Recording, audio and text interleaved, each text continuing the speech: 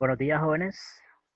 Esta clase pregrabada de noveno es con el objetivo de avanzar en el tema de los conflictos actuales que hay en el mundo. Entonces ustedes que la están viendo, saquen su cuaderno y busquen la página 168. Ahí es donde está el tema de los conflictos actuales. Al explorar el tema, dice, escriba los países involucrados en la guerra del Golfo Pérsico. Entonces, eso lo vamos a poder responder hasta el final. Donde dice aprendo, dice, el mundo enfrenta actualmente varios conflictos armados. Hay que tener presente que este libro, la edición de este libro es del 2018, o sea, hace 2 años. Y en 2 años la geopolítica mundial cambia. Entonces, los conflictos del 2018 pueden ser que continúen ahorita en el 2020 o que se le han agregado nuevos conflictos. Entonces, es lo que vamos a ver. Pero uno de los conflictos actuales en el sentido de que son de hace pocos años, que marcó esta generación, fue la guerra del Golfo Pérsico. Esta guerra fue la confrontación militar entre una coalición de 31 países liderados por los Estados Unidos en contra de un país del Medio Oriente llamado Irak. Esto se realizó entre el 6 de enero y el 28 de febrero de 1991. Esta guerra es también conocida con el nombre de la estrategia estadounidense para someter a Irak. Le llamaron la Operación Tormenta del Desierto. Irak se rindió en febrero de 1991, como era de suponerse, 31 países lo atacaron. Ante la operación de Estados Unidos y sus aliados, no fue suficiente para acabar con el conflicto entre ambos, ya que se produjeron nuevas incursiones y ataques de tipo terrorista por parte de los iraquíes en diferentes embajadas estadounidenses. Entonces, lo interesante no es saber qué conflicto ocurrió, sino por qué. Entonces, eso es lo que vamos a tratar de entender. En el libro ustedes van a ver en la parte de la página 168 que dice equipo utilizado por Estados Unidos en la guerra del Golfo Pérsico. Esta es una de las guerras que cambia radicalmente con las guerras anteriores. Así como la Primera Guerra Mundial se diferencia por mucho de la Segunda Guerra Mundial, por más que todo por la parte tecnológica que se involucra, así también después de la Guerra Fría, este conflicto entre Estados Unidos e Irak involucra una tecnología totalmente diferente, una estrategia militar totalmente diferente. Y aquí lo mencionan, por ejemplo, con los aviones. Los aviones que utiliza Estados Unidos ya no pueden ser detectados por radares. Utilizan, por ejemplo, el famoso avión Nighthawk. Aquí está. Aquí en el libro está mal escrito porque dice Nighthawk, pero realmente es Nighthawk. Y este avión vuela a una grande altura, no se detecta y lanza las bombas y entonces ahí no hay posibilidad de tener de esos misiles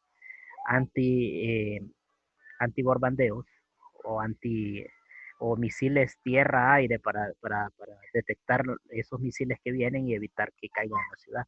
No se puede teniendo este tipo de tecnología. No se sabe a qué horas van a caer las bombas en las ciudades. También utilizaron vehículos militares de multipropósito 4x4, que son mucho más rápidos que los tanques, pero igual son blindados y tienen metralladoras HMWWB. Eh, Utilizaron también otro tipo de ametralladora llamada Browning, calibre 50, que es una ametralladora pesada que se usa contra aviones y contra vehículos, y que el proyectil es de una cuarta de grande. Es un proyectil bastante grande y va a una gran velocidad que rompe con el blindaje. También utilizaron el buque acorazado, blindado y artillado, el USS Wisconsin BB-64, que Estados Unidos tiene, aparte de sus portaaviones, buques de guerra también, como este, que es acorazado, y que como son más pequeños es más fácil de maniobrar, sobre todo ahí en el Golfo Pérsico, que hay zonas bastante estrechas. Entonces, ese tipo de buque utilizaron en esa guerra. Entonces, obviamente, había una enorme disparidad entre las fuerzas de ambos contendientes. eso le iba a dar fijo la victoria a la coalición. Es como dicen en el argot popular, haber derrotado a Irak era como darle una patada a un bolo por la cantidad de fuerzas enemigas que lo atacaron. Era imposible que salieran victoriosos los iraquíes.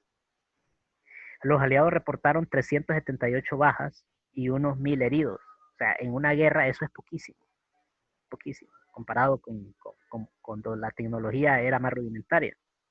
La guerra culminó cuando el gobierno de Irak, presidido entonces por Saddam Hussein, se rindió. Ahora, la guerra del Golfo Pérsico pasó a la historia por ser el primer conflicto a gran escala que los medios de comunicación masivos cubrieron de forma directa. O sea, habían cámaras de medios de comunicación transmitiendo en vivo los bombardeos, el movimiento de las tropas, el lanzamiento de cohetes, misiles, y eso estaba pasando en directo y la gente lo podía ver.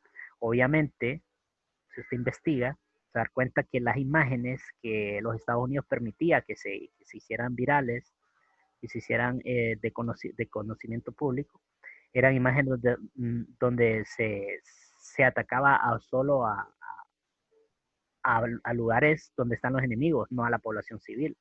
Pero en toda guerra mueren niños, mueren viejitos, mueren mujeres embarazadas, mueren animalitos, y hay un montón de gente que no tiene nada que ver, termina perjudicada, y eso no lo iban a mostrar, obviamente, porque es el lado feo de la guerra. ¿Okay? La insistencia estadounidense y de sus aliados de atacar Irak luego de la victoria aliada de la Guerra del Golfo en 1991 parecía muy sospechosa. En 2002, el presidente George W. Bush acusó abiertamente a Irak de formar parte del llamado eje del mal, junto con Corea del Norte e Irán. Y es una acusación y una justificación bien pobre por parte de Estados Unidos, que no hallaban cómo ir a hacer la guerra a este país. O sea, se inventaron un falso positivo, se llama. O sea, se inventaron una excusa.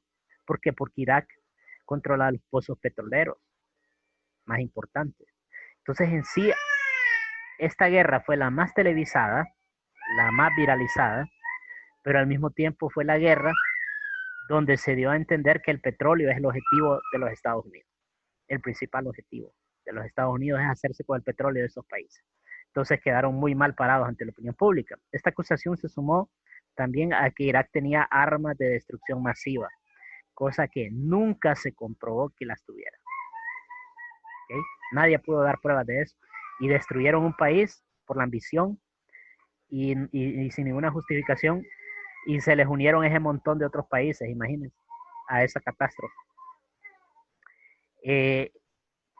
También dijeron que tenían vínculos con el grupo terrorista Al-Qaeda, y esos fueron los pretextos para que el 19 de marzo del 2003 Estados Unidos y sus aliados comenzaron una nueva invasión al territorio de Irak, porque como en el 1991 no terminaron de controlar todo ese país, regresaron otra vez al 2003 a invadirlo. Y esta vez, como ya había pasado lo de las Torres Gemelas, decían que Osama Bin Laden se escondía en Irak y que por eso le declararon la guerra a Irak, y era una cuestión totalmente falsa. Osama Bin Laden siempre se movía entre Afganistán y Pakistán. A diferencia de la guerra del Golfo de 1991, en el 2003 los Estados Unidos no contaron con el apoyo de todas las potencias, ya que algunas se opusieron. Alemania, Rusia, Francia, Bélgica y China dijeron que no, pero a Estados Unidos le dio igual. ¿Quiénes participaron? Estados Unidos, Gran Bretaña, España, Polonia, Dinamarca, Australia, incluso, aquí en el libro no lo dice, pero tropas hondureñas fueron a pelear porque el gobierno de Honduras del 2003 le mandó soldados hondureños a Estados Unidos para que fueran a poner el pellejo a Irak.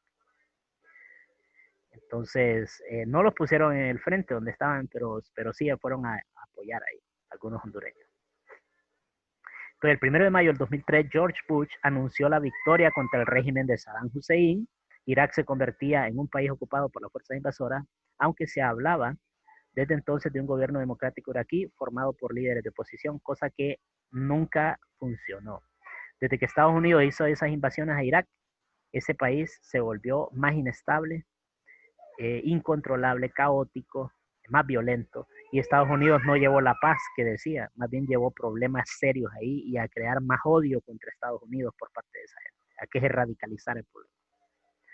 Entonces este conflicto hasta el día de hoy son heridas que no han terminado de cicatrizar. Irak tiene animadversión por Estados Unidos y viceversa. El conflicto Irán, Estados Unidos e Israel, ese comenzó desde 1970. Varios países árabes han negociado con Israel tratados de paz. Sin embargo, otras naciones como Irán, Irak y Siria se mantienen bajo no reconocimiento del Estado de Israel porque ellos reconocen a Palestina. Este es un conflicto complejo. Para entender lo que pasa entre Israel y Palestina hay que remitirse a la Primera Guerra Mundial, porque en la Primera Guerra Mundial el territorio donde actualmente está Israel y Palestina era controlado como colonia por el Imperio Británico. Y el Imperio Británico utilizaba estos grupos étnicos con sus propios fines e intereses. Por ejemplo, a los árabes les había prometido que si apoyaban suministrando hombres para ir a atacar en la Primera Guerra Mundial, pues entonces les iban a permitir que formaran un Estado árabe ahí. ¿Okay? Y a los judíos les prometía que si atacaban y le ayudaban al Imperio Británico, les iba a formar, les iba a dar un Estado judío ahí. Y entonces, obviamente, eso se los prometió a ambos bandos sin que se dieran cuenta. Les prometió lo mismo. Les prometió que iban a ser los dueños de esa tierra. Entonces, eso generó un conflicto terrible ya cuando terminó la Segunda Guerra Mundial, porque en la Segunda Guerra Mundial murieron millones de judíos por la situación del Holocausto, y ellos exigieron que se creara un Estado en Israel para que las personas, de los judíos europeos o de cualquier lugar del mundo que quisieran regresar a su patria de origen, a su hogar ancestral, como le llaman ellos, se fueran para Israel. Y entonces la ONU en 1948 aprobó la formación del Estado de Israel, pero el Estado de Israel era un pedacito dentro de Palestina. Luego los israelitas fueron extendiéndose y fueron ahorillando a los palestinos. Y entonces esa gente, al ver que iban siendo desplazados de sus hogares, se levantaron en armas, pues, y hubo guerra. Y los países árabes apoyaron a Palestina y hubo una guerra contra Israel, famosa guerra llamada la guerra de Yom Kippur, donde se metió Egipto, Irak, Irán, Siria, Líbano y todos contra Israel y no lo lograron vencer. ¿Okay? ¿Por qué? Porque Israel tenía de aliado a Estados Unidos. Estados Unidos ha utilizado a Israel como aliado estratégico importante ahí para controlar y para amenazar a los árabes. Entonces ese es un conflicto que tiene demasiada tela que cortar, hay demasiados intereses.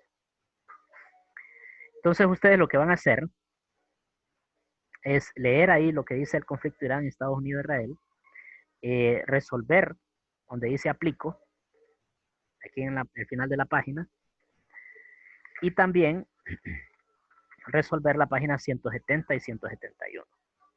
Eso con respecto a la clase de estudios sociales de hoy. Entonces ustedes van a hacer,